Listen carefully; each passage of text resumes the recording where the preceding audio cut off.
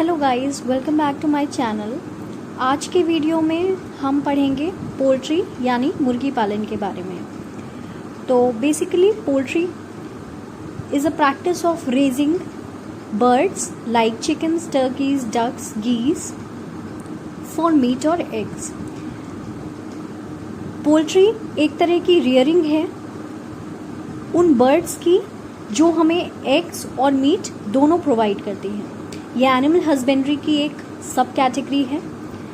और जो hen egg ले करती है हम उसको ब्रूडी hen बोलते हैं, और जिन चिकन्स का या जिन बर्ड्स को मीट के लिए रखा जाता है, जिनका मीट कंज्यूम किया जाता है, उनको हम ब्रॉयलर्स बोलते हैं। तो देखते हैं एक फाउल हाउस में, यानी जो मुर्गों के लिए जगह अलॉट की जाती है, जो एक पर्टिकुलर हैबिटेट अलॉट किया जाता है, उसमें क्या क्या चीज़ें होनी चाहिए, क्या क्या प्रॉपर्टीज़ होनी चाहिए। तो सबसे पहले उसका सॉइल, जो फाउल हाउस है उसकी जो सॉइल है बहुत ज़्यादा हार्ड नहीं होनी चाहिए, बहुत ज़्यादा मार्शी नहीं होनी चाहिए, बहुत दलदली नहीं होनी चाहिए और बहुत ज़्यादा कठोर भी नहीं होनी चाहिए। अगर दलदली होगी, अगर मार्शी होगी तो उसमें बैक्टीरिया फंगस के पनपने की चांसेस बढ़ जाती हैं, और अगर बहुत ज़्यादा हार्ड होगी तो उससे जो मुर्गियों के पैर हैं उनको चोट पहुंच सकती है। तो सॉइल बेसिकली सैंडी रहती है और उसमें कुछ अमाउंट ऑफ स्मॉल पेबल्स यानी कंकड़ रहते हैं। इसके बाद उनको एक शेल्टर में रखा जाता है जो उन्हें कोल्ड विंड और रेनफॉल से बचाव कर सकता है। देन एक शेड चाहिए होता है पोल्ट्री के लिए, जिससे अधिक सनलाइट और हॉट विंड से बचाव किया जा सके। तो पोल्ट्री फार्म या फाउल हाउसेस ऐसी जगह पे होने चाहिए जहाँ पे पर्याप्त मात्रा में पेड़ और पौधे मौजूद हों, जिससे नेचुरल शेड और शेल्टर मिल सके।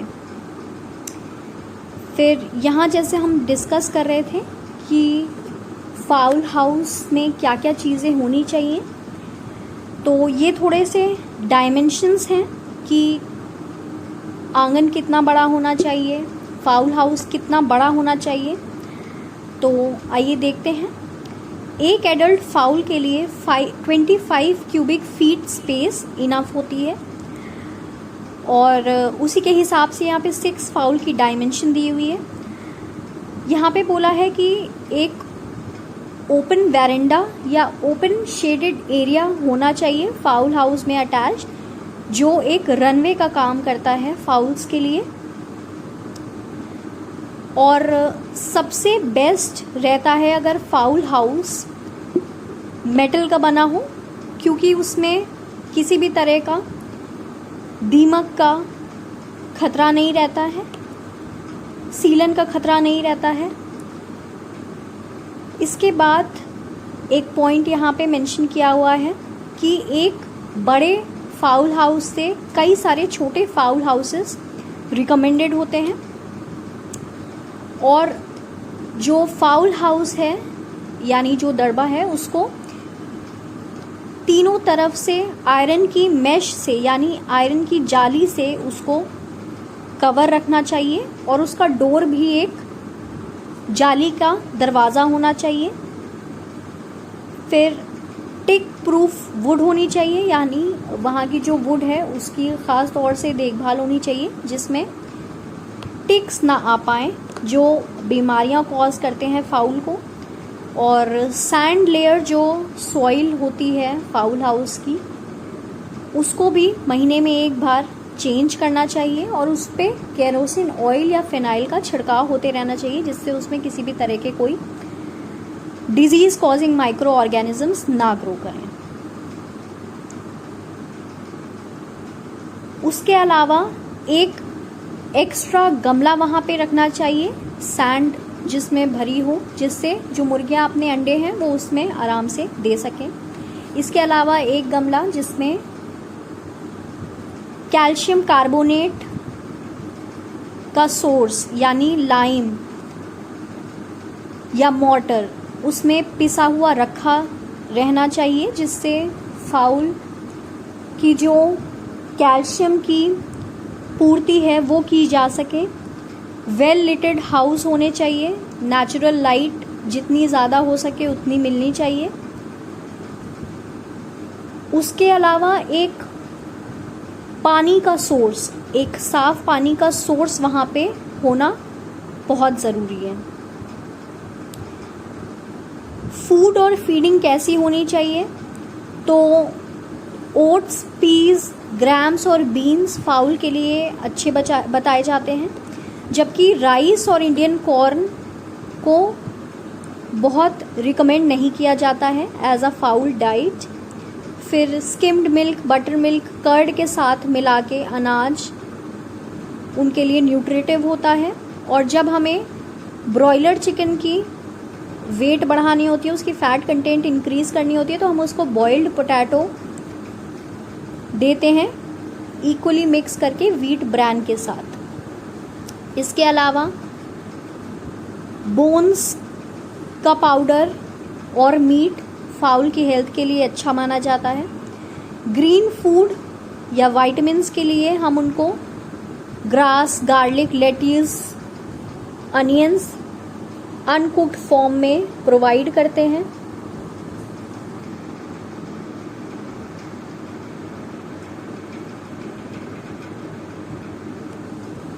इसके अलावा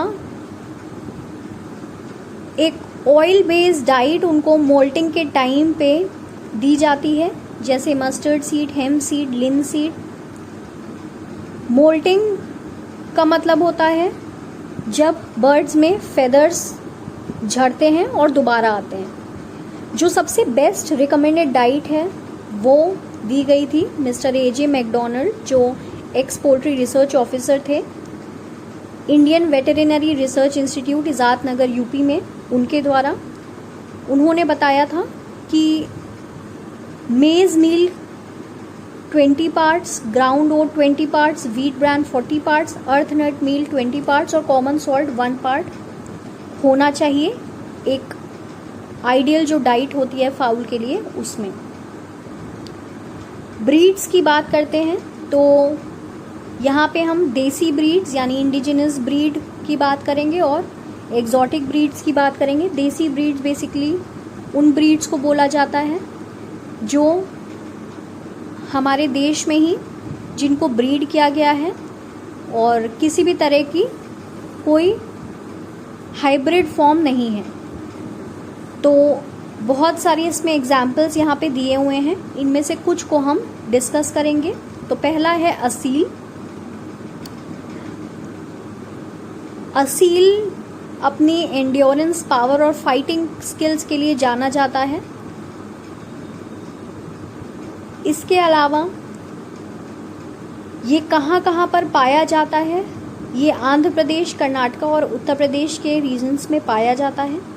इसकी भी बहुत सारे ब्रीड्स हैं, जैसे नूरी, हैदराबाद पीला, याकुर, धूमर, टीकर, जावा, पटेडा। ये as a source of meat बहुत पॉपुलर है, बट क्योंकि इसकी ग्रोथ पुअर है और इसकी फर्टिलिटी कम है तो इसको कमर्शियली उतना एक्सप्लॉइट नहीं किया जाता है। यहाँ पे हम देख सकते हैं असील को। देन नेक्स्ट आते हैं चिट्टागोंग और मलय। ये मलय पेनिनसुला का नेटिव है और जिसको बांग्लादेश के चिट्टागोंग रीजन में ब्रीड किया गया है। ये ईस्टर्न इंडिया में मिल जाता है। इसका कलर वाइट होता है with the splash of golden markings on the wing. यहाँ पे हम देख सकते हैं चिट्टागोंग को। ये फ्लैश के लिए यानी मीट के लिए बहुत अच्छा माना जाता है। देन आते हैं नेक्स्ट ब्रीड यानी घाघोस पे। ये आंध्र प्रदेश और कर्नाटक में पाया जाता है और ये भी एक मीट का अच्छा सोर्स है। ये फेयर लेयर भी है, यानी इसमें जो क्लच साइज है वो भी ठीक ठाक होता है, मतलब जो अंडों का नंबर और साइज़ है वो भी अच्छी क्वालिटी का होता है। देन आते हैं बुसरा पे, जो गुजरात और महाराष्ट्र में पाए जाते हैं। बट इस ब्रीड की ड्रॉबैक ये है कि एक पुअर लेयर है, यानी इसका क्लच साइज और एग्स का साइज दोनों ही अप टू द मार्क नहीं है अगर हम कमर्शियल स्केल की बात करते हैं तो। अब आते हैं एग्जॉटिक ब्रीड्स। एग्जॉटिक ब्रीड्स में हम अमेरिकन क्लास पढ़ेंगे, एशियाटिक क्लास पढ़ेंगे, मेडिटेरेनियन क्लास पढ़ेंगे। तो चलिए स्टार्ट करते हैं। अमेरिकन क्लास का पहला एग्जाम्पल है Plymouth rock. Plymouth rock one of the most popular breed है यूएसए की, और ये अपनी एग लेइंग कैपेसिटी के लिए जाना जाता है। इसकी 6 वेराइटीज़ नोन है, जिसमें वाइट, बफ, सिल्वर पेंसिल, पेट्रीज, कोलंबियन और ब्लू आते हैं। वाइट वैरायटी बहुत प्रॉफिटेबल है एग और ब्रॉयलर दोनों के लिए। इसमें जो कॉक का वेट होता है 5.5 kg, हैन का 4.5 kg, कॉकरेल यानी यंग कॉक 5 kg और पुलेट यानी यंग हैन का वेट 4 kg होता है। देन आते हैं वैंडोट पे, ये भी गुड ब्रीडर होता है। इसमें जो कॉक का वेट है 5 kg, हैन का 4 kg, कॉकरेल का 4.5 kg और पुलेट का 3.5 kg है। ये भी फ्लैश के लिए, एग के लिए, दोनों के लिए बहुत अच्छा माना जाता है। देन आते हैं रोड आइलैंड रेड पे। ये इंडिया में बहुत ज़्यादा पॉपुलर वैरायटी है just because of its flash.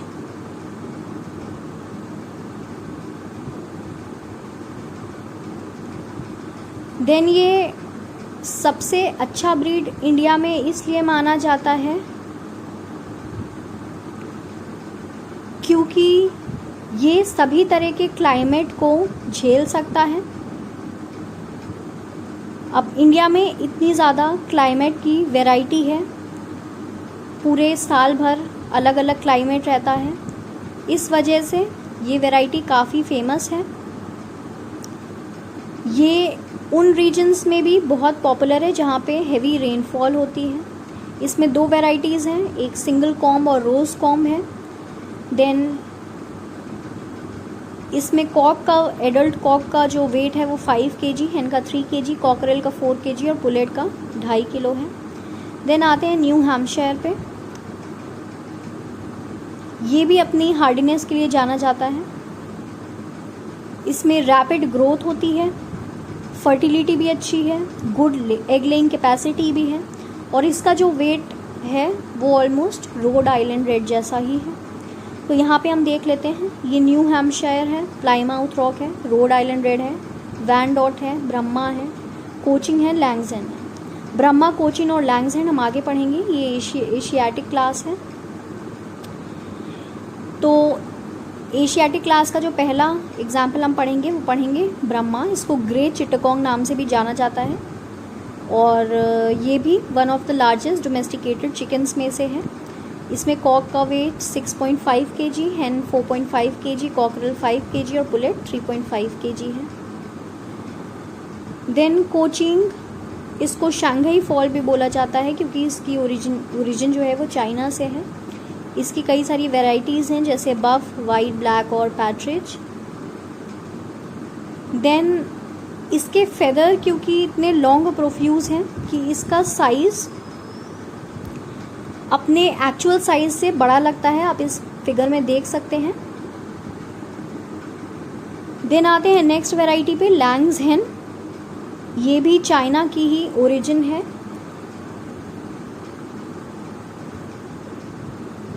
इसमें कॉक का जो वेट होता है 5 kg, हैन का 4 kg, cockerel 4.5 kg and pullet 3 kg। इसमें 3 क्लासेस हैं, Sussex, Orpington, Australorp, Cornish, Dorking and red cap. अब आते हैं मेडिटेरेनियन क्लास पे, जिसमें लेग हॉर्न है।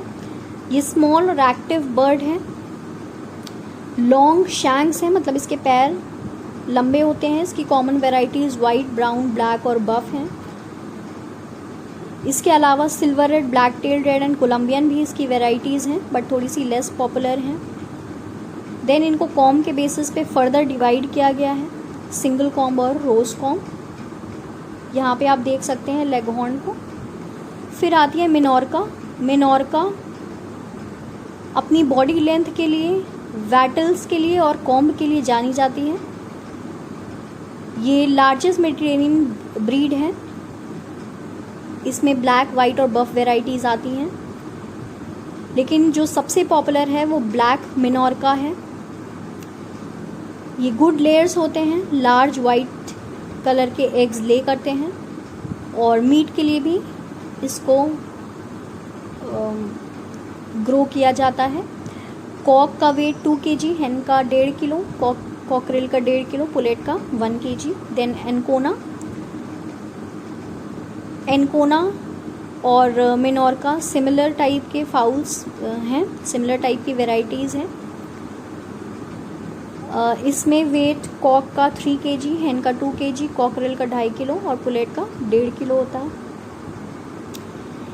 देन सक्सेसफुल पोल्ट्री कीपिंग के लिए हमें ब्रीडिंग का, यानी जो फाउल का रिप्रोडक्शन है उनका खासा ध्यान रखना चाहिए।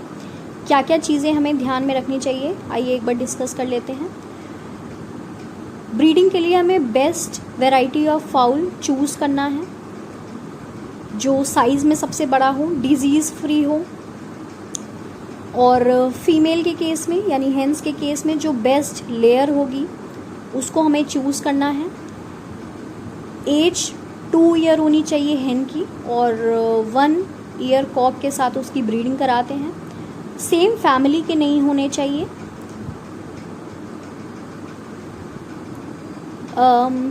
जो हेन को हम मेट कराने जा रहे हैं, कॉक उससे सुपीरियर क्वालिटी का होना चाहिए। और सक्सेसफुल ब्रीडिंग के लिए उनके न्यूट्रिशन का और जो पोल्ट्री फार्म का मैनेजमेंट है उसका हमें बहुत ध्यान रखना चाहिए। देन हैचिंग के लिए जब हमने फर्टिलाइजेशन करा दिया, अब बारी आती है एग्स की। एग्स ले हो जाते हैं। जो उनके हैचिंग के लिए अप्रोप्रिएट टाइम होता है, बेस्ट टाइम होता है, वो होता है रेनी सीजन, क्योंकि उस टाइम पे इनफ फूड अवेलेबल होता है, ग्रीन फूड अवेलेबल होता है, ट्रीज़ और श्रब्स अवेलेबल होते हैं उनको शेड प्रोवाइड करने के लिए। और इस टाइम पे जो चिकन्स रेज होते हैं वो विंटर आते आते एक ऑप्टिमम साइज़ ऑब्टेन कर लेते हैं, जिससे वो कोल्ड सीज़न को इजीली बेयर कर पाते हैं। देन नॉर्थ इंडिया में जो सबसे मोस्ट फेवरेबल पीरियड है वो होता है जनवरी टू अप्रैल। देन जब एग्स हैच हो गए, उसके अंदर से चिकन्स निकले, तो उनका भी हमें बहुत ख्याल रखना होता है, उनके न्यूट्रिशन का। तो क्या क्या चीज़ें हैं आइए देखते हैं। 20th या 21st day of laying eggs leads to the hatching of the chicken. और चिकन के जब बाहर आता है तो 30 से 36 घंटे तक वो कुछ नहीं खाता है, वो अपनी मदर के साथ अनडिस्टर्ब रहता है 24 घंटे के लिए। तो ध्यान रखना चाहिए कि उस टाइम पे मदर को और चिकन को एक क्लीन जगह पे प्लेस कर देना चाहिए, और मदर की न्यूट्रिशन का उस टाइम पे ख़ास ध्यान रखना चाहिए, उनकी डाइट का। फिर जब चिकन फीड करने वाले हो जाते हैं तो हर 2 घंटे पे उनको कुछ ना कुछ स्मॉल क्वांटिटीज़ में फीड करना चाहिए, जिसमें मॉइस्ट ब्रेड क्रम्स आते हैं मिल्क के साथ, जिनको मॉइस्ट किया गया हो। ब्रोकन वीट जो है या ओट मील, वो फीड किया जाना चाहिए। देन 45 दिन के चिकन को दिन में 6 बार खाना खिलाया जाता है। देन 45 दिन से 6 महीने की एज तक उनको 4 बार खाना खिलाया जाता है। फिर 45 डेज़ के बाद हम उनको हाफ कुक मीट और रॉ अनियन वीट ब्रांड के साथ दे सकते हैं हर एक दिन छोड़ के। देन अर्थवर्म्स और जो दीमक होते हैं वो काफ़ी न्यूट्रिटिव होते हैं चिकन्स के लिए। और 3 मंथ्स की एज के बाद उनको ऑयल केक्स भी डाइट में देना चाहिए, जो उनकी मोल्टिंग में हेल्प करता है। देन पोटेशियम परमैंगनेट पानी में मिला के चिकन्स को दिया जाता है, सो दैट वो डिजीज़ फ्री रह सकें। ओवर फीडिंग का हमें ख़ास ध्यान रखना है, क्योंकि ओवर फीडिंग से बहुत सारी बीमारियां हो जाती हैं फाउल को।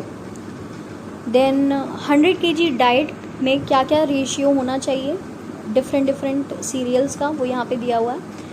क्रैक्ड व्हीट 40 kg, क्रैक्ड मेज 40 kg, क्रैक्ड राइस 10 kg, बाजरा 5 kg, cracked charcoal 2.5 kg, crack granulated bone 2.5 kg। ये एक आइडियल डाइट है जो फॉलो करनी चाहिए। देन आते हैं डिजीज़ ऑफ पोल्ट्री पे। तो रानीखेत डिज़ीज़ जो है सबसे पॉपुलर डिज़ीज़ है, सबसे ज़्यादा इकोनॉमिक लॉस करती है, एक वायरल डिज़ीज़ है जिसमें बर्ड थर्स्टी हो जाती है, अपनी बीक खोलती है और काफ़ी म्यूकस सिक्रीट होता है, और उस इन्फेक्टेड म्यूकस की वजह से बाकी बर्ड्स में भी ये बीमारी फैलने के चांसेस रहते हैं। इसमें मॉर्टिलिटी बहुत हाई होती है, लेकिन अगर एक बार रिकवर हो जाती है बर्ड तो उसमें हमेशा के लिए इम्यूनिटी बन जाती है। इसके लिए एक वैक्सीन डेवलप की गई है Indian veterinary research institute Mukteshwar UP द्वारा। देन रानीखेत के अलावा एपोप्लेक्सी हो जाती है ओवरफीडिंग से, क्रैम्प्स हो जाते हैं जब विंटर का एक्सपोजर होता है बर्ड्स को, डायरिया हो जाता है डर्टी वाटर से, कॉक्सीडियोसिस जो एक प्रोटोजोअन डिजीज़ है वो हो जाती है। इसके अलावा चिकन पॉक्स, कोलरा, कोल्ड, स्पाइरोकीटोसिस जो कि टिक से होने वाली डिजीज़ है वो भी फाउल में पाई जाती है। देन इसके प्रोडक्ट्स की बात कर लेते हैं। तो सबसे मेन प्रोडक्ट तो एग है। Eggs are a rich source of protein as well as vitamin A, riboflavin, phosphorus and iron. It is made up of a yellow part yolk and a white part albumin. इसके अलावा shell membranes हैं। बहुत सारे food products में egg को हम use करते हैं, चाहे बेकरी प्रोडक्ट्स हों, चाहे आइसक्रीम हो, चाहे कैंडीज़ हो, इन सब में हम एग्स को यूज़ करते हैं। इसके अलावा जो इसके यूजेस हैं अदर दैन फूड वो है बुक बाइंडिंग में, मेडिसिन में, टैनिंग में, लेकिन ये कंपैरेटिवली कम है as compared to the uses in food. यहाँ हम देख लेते हैं एग को कॉम्पोजिशन। तो ये येलो वाला पार्ट जो है वो योक है, वाइट वाला पार्ट एल्ब्यूमिन, वो भी दो पार्ट में डिवाइडेड है, एक थिक एल्ब्यूमिन, एक थिन एल्ब्यूमिन। थिक एल्ब्यूमिन का ट्विस्टेड रोप लाइक स्ट्रक्चर चैलेजा कहलाता है जो योक को सेंटर पोजीशन में होल्ड करके रखता है। देन एग शेल्स हैं, शेल की दो मेम्ब्रेन्स हैं, inner shell membrane, outer shell membrane, उन दोनों के बीच की एक एयर फिल्ड कैविटी है जिसको हम एयर सेल या एयर स्पेस बोलते हैं। योक के ऊपर एक जर्मिनल डिस्क है यानी साइटोप्लाज्म सेल का। इसके अलावा जो उसकी कवरिंग है उसको हम विटिलाइन मेम्ब्रेन बोलते हैं। तो शेल जैसा मैंने बताया दो लेयर का बना हुआ है, आउटर शेल मेम्ब्रेन और inner shell membrane. Outer shell membrane hard है, रिजिड है, पोरस है और मॉइस्चर और गैसेस के एक्सचेंज के लिए हेल्प करती है।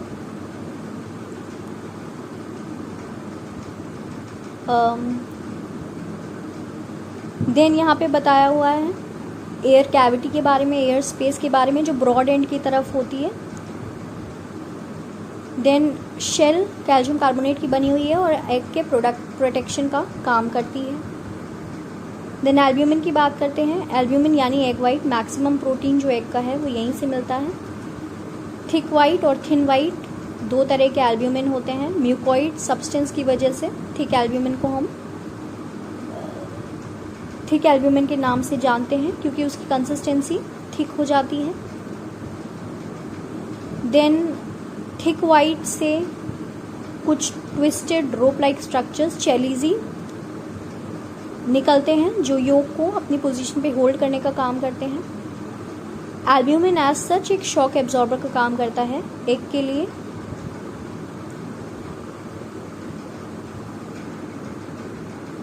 आते हैं नेक्स्ट पार्ट पे जो कि है योक। योक बेसिकली सर्कुलर रहता है जितना एग फ्रेश होता है और जैसे जैसे एज होता है एग उसका जो शेप है वो स्फेरिकल से फ्लैट होने लगता है।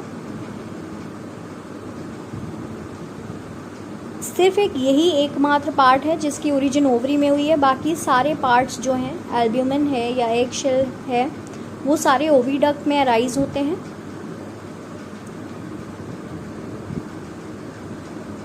देन इसका जो ऊपर वाला पार्ट था जर्मिनल डिस्क,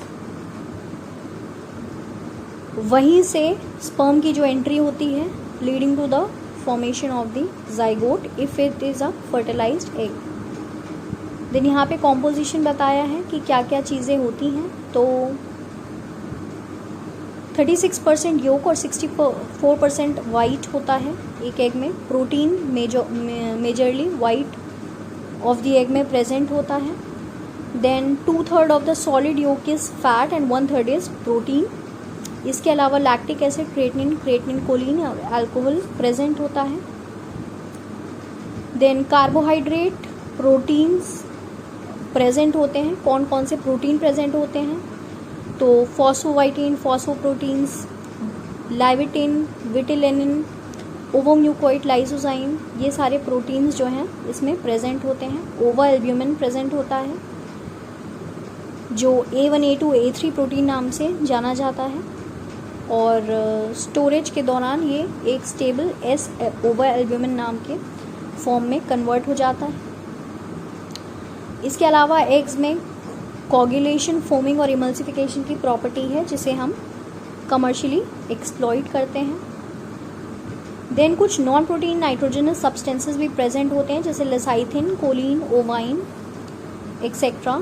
इसके अलावा लिपिड्स, वाइटमिन्स, एंजाइम्स, मिनरल्स और पिगमेंट्स प्रेजेंट होते हैं एग में। कई बार हम देखते हैं कि एग शेल्स अलग अलग कलर्स की होती हैं, तो अगर ब्लू ग्रीन कलर होता है वो ऊसियन नामक पिगमेंट की वजह से होता है, और ब्राउन पिगमेंट जो है वो रोडिन नाम के पिगमेंट की वजह से होता है। इसके अलावा बहुत सारे मिनरल्स जैसे sodium, potassium, magnesium, sulphur, zinc, chloride, manganese आदि इसमें पाए जाते हैं।